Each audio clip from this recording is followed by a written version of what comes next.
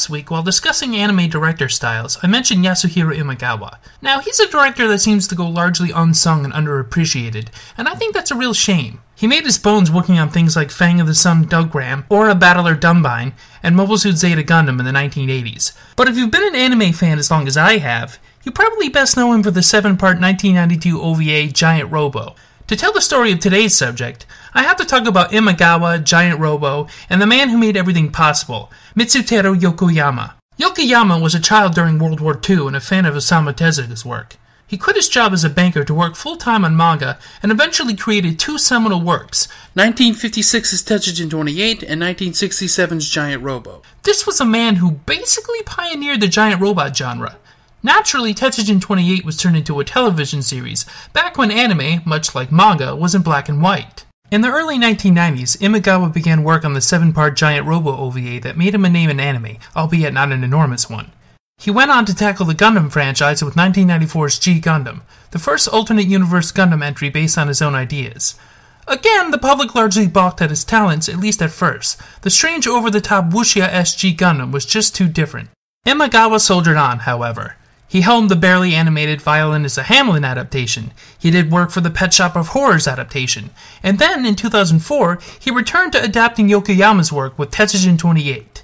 Unfortunately, Mr. Yokoyama died in a house fire shortly after the show premiered. It was a tragic end to a genius in the field of manga and anime. Tetsujin 28 is the classic story of a boy and his robot. The boy is Shotaro Kaneda, kid detective, who could for some reason drive a car. The robot is the titular Tetsujin 28, who was Iron Man before Tony Stark ever got captured by the commies. Shotaro controls him with a small box with a perplexing layout. Seriously, how does something like that control an enormous robot just by pressing a few switches? Well, at least it's not some weird voice control watch like Giant Robo. How does that even work? The series takes place in the aftermath of World War II, when Tokyo, like much of Japan, is staggering to its feet after a long war and unconditional surrender. The weapons of the war have been thrown aside so that industry can restore the progress of the country. However, a phantom looms over the potential prosperity of the country, the Tetsujin Project, which has finally been reawakened. Taking the form of a gigantic robot, Tetsujin 28, this weapons project causes chaos in the recovering metropolis until put under the control of Shotaro, the young son of the robot's creator, Professor Kaneda. The professor and his wife both died during the war, and his assistant, Professor Shikishima, and Police Chief Otsuga have taken care of Shotaro since.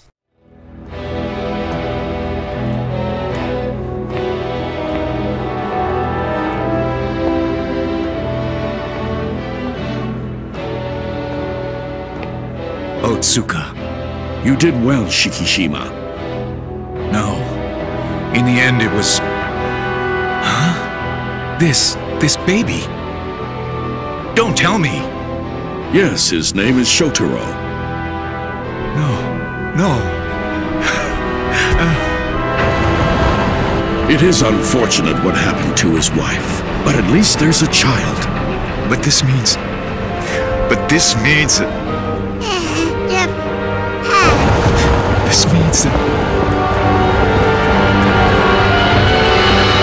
Shotaro tries his best to find a helpful use for Tetsujin, but ghosts of the war keep appearing, putting into perspective what machines like it are made for: war and death. Similar war projects and the resentful people involved and affected by them keep meeting with tragic consequences. Shotaro is burdened by his father's heavy legacy and the secrets kept from him and the public. While Shotaro is looking to do something good with the giant war machine, always stalking him is the ex-spy and thief Kenji Murasame, who despises Tetsujin and blames it for the death of his brother, who sacrificed his life trying to stop its rampage. He even teams up with American gangsters to steal the control box, but that goes south when the gangsters won't leave Japan. Calm down, Gilba. Thrill suspense. So, Mr. Murasame, it seems like you've misunderstood something. Misunderstood? That's right. I mean, think about it. Japan lost the war, right? And then it was occupied by my countrymen. But that's... Oh, sure. I know Japan was released from occupation. But all of that is really just for show, am I right? What? If you still don't get it, then let me spell it out for you. Your country was defeated in the war. That means Japan was the losing dog, and they better get used to paying for that loss. What'd you say? That's right. Fact is, you're our dogs from now on. Get used to showing your master some loyalty and saying yes to whatever we ask for. Yep, and that's forever. That's the price you gotta pay for losing a war, see? You just sit back and watch. Watch as we rob Japan blind with your friend Tetsujin.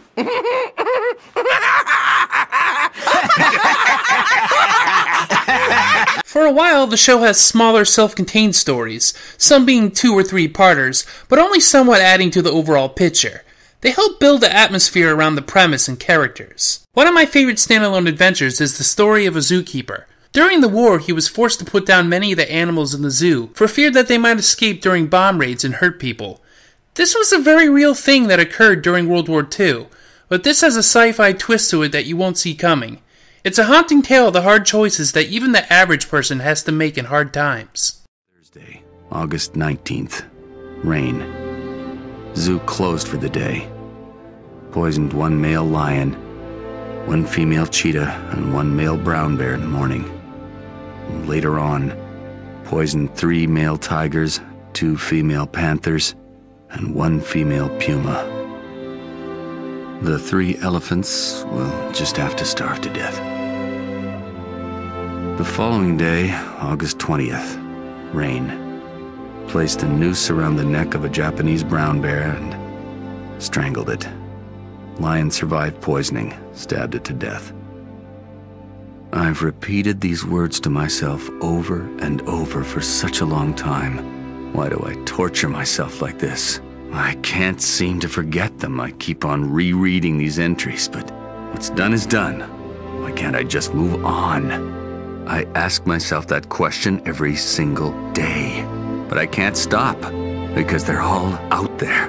They're watching me. Those who died at my hands are watching me. They'll never let me forget what I've done. They stare at me, making sure that I never walk away from my guilt.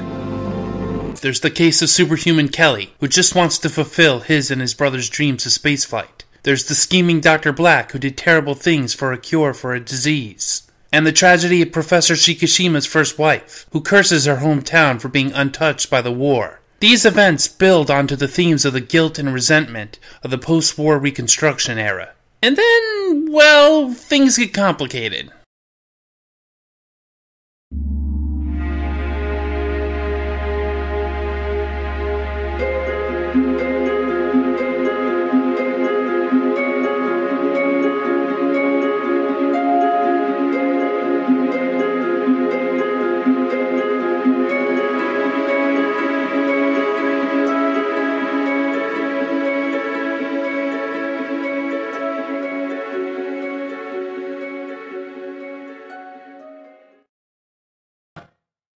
It begins with the arrival of the Velinate Group, an international conglomerate looking to invest in Japan's future. Then a scientist named Big Fire is released from prison. Apparently he'd conducted some illegal experiments, and having served his time, he was ready to work at Shikishima's factory. However, he has ambitions different from Shikishima. Shortly after, something horrible happens to the good professor. Otsuka is replaced as police chief by the hard-ass Chief Chloroform, and Shotaro's father is branded a traitor. No! I'm telling you, that was the first time I'd ever heard of Begum. Yes, but your Professor Kaneda's only surviving heir, so I'm sure there are some papers or maybe some files that he might have left here for you. Professor Shikishima handled those kinds of things, and when he went to check the old laboratory, he said there was nothing important left inside. All of that might certainly be true, but I have information about how your father had dealings with an enemy nation. But that's so... I know. I don't want to believe it's true either. Apparently Professor Kaneda had developed a dangerous substance for use in a weapon of mass destruction he planned to sell to a foreign power. Shotaro is devastated by this, and it's only the beginning of the troubles. Are you sure that's what you want to use it for? Of course. I have no other choice if the war continues like this. Besides, it's the only way I can reach out to Shotaro. Even if there was a danger, it could destroy the whole world? Those two! It sounds like Dr. Franken and Dr. Dragnet are with him. Using Begum is the only way. Well, if you're certain, We won't oppose you. Then I shall develop a superhuman. And I will create an artificial human being. If we want to win this war, we must use the Bagume! The Bagume? A mysterious masked man named Nico Ponsky appears, wanting the secrets of Professor Kaneda. Also looking to obtain the mysterious Bagume substance is the PX Syndicate, planning on creating the powerful Sun Bomb. Professor Bigfire begins to assist the Velenade Corporation in an effort to build a robot army for war and profit. And it's revealed that Tetsujin is hiding a startling secret of its own, and is effectively put on trial. There are many twists and turns to the final bunch of episodes, which makes revelation after revelation about the nature of the Tetsujin project and Professor Kaneda's allegiance. You were created in the name of war, and in the name of war you'll be buried.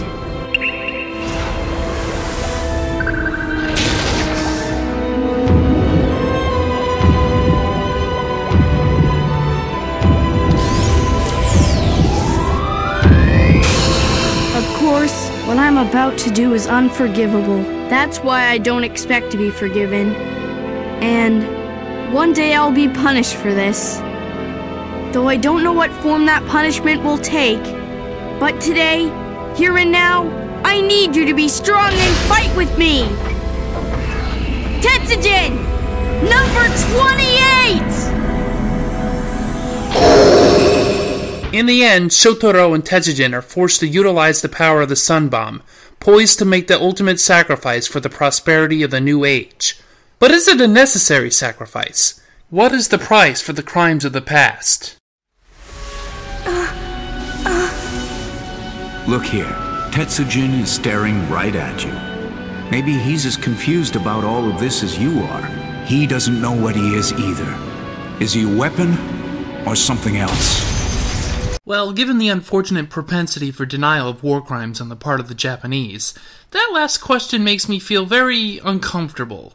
And given the characters in this series' considerable declarations that they had no choice to commit war crimes, and the portrayal of foreign powers, one wonders if the show has at least some unintentional apologia for the country's actions. However, I doubt the intention of Imagawa or Yokoyama was to squarely condemn foreigners or defend Japanese atrocities. In fact, we see that often the excuse of being caught in the times is a poor one. It's more likely that we simply are to get a fuller human picture of the people involved in the war effort. What people like Dr. Black or Bigfire do is clearly self-serving and wicked, but ultimately their motivations are understandable. The last few episodes suffer from what I consider expositional exhaustion and twist turmoil, wherein the number of shocking turns and revelations become a little overplayed, but the story is very compelling from beginning to end, and we see Shotaro develop as he has to face these tough secrets about the people around him. I won't spoil the ending for you, you'll just have to see it for yourself, but despite a few flaws, it's a show well worth watching. Imagawa has this amazing ability to both confuse and amuse, to have you asking questions and wondering, but also feel for the characters in his works. And yes, he wrote this story too. He's a man of many hats, which is why it's so frustrating to me that he isn't more appreciated, either by the Japanese or overseas. He's a great talent and his work shouldn't go ignored. The next episode of Otaku Evolution delves into another layered work. You might want to buy a ticket for this trip because it's a memorable ride in Night on the Galactic Railroad. See ya!